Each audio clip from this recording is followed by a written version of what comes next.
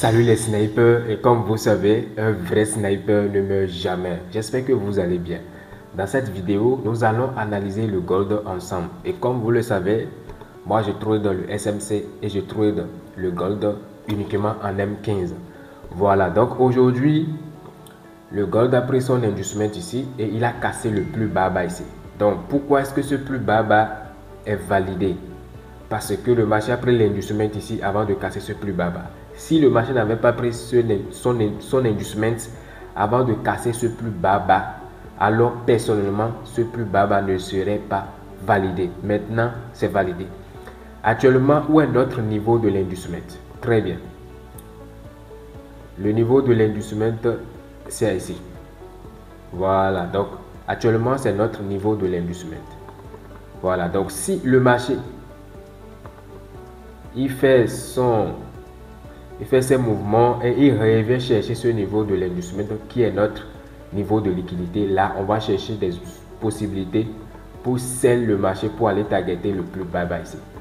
Très bien.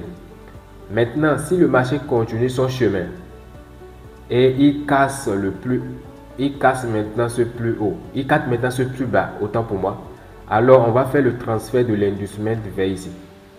Voilà, donc la dernière connexion validée de la structure, c'est ça qu'on appelle l'inducement. Voilà, donc ce niveau devient notre nouveau inducement. Donc après ça, ici, le marché on va tracer la zone décisionnelle ici. Ici, ce serait la zone décisionnelle, le POI décisionnel. Voilà. Et ici, la zone sur la mèche ici serait le POI. Ce serait la zone extrême, donc le POI extrême ici. Voilà.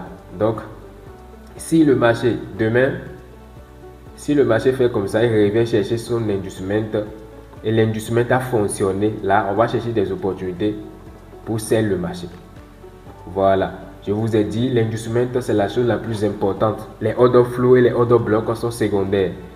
Voilà. Donc, si l'inducement n'a pas fonctionné, voilà, si l'inducement n'a pas fonctionné, c'est-à-dire si le marché casse l'inducement, là, on va chercher une opportunité dans la zone décisionnelle ici. Voilà, et c'est le marché. Et si la zone décisionnelle n'a pas fonctionné, là, on va chercher encore autre possibilité au niveau de la zone extrême. Voilà, donc actuellement, ce sont les possibilités sur le gold, actuellement en M15. N'oubliez jamais, un vrai sniper ne meurt jamais.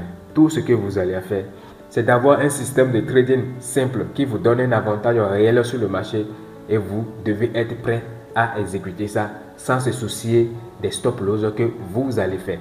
L'erreur la plus grave que la majorité des gens font parmi vous, c'est que vous laissez les stop loss là entrer dans votre tête, ce qui fait que vous ne respectez pas ce que vous devez respecter.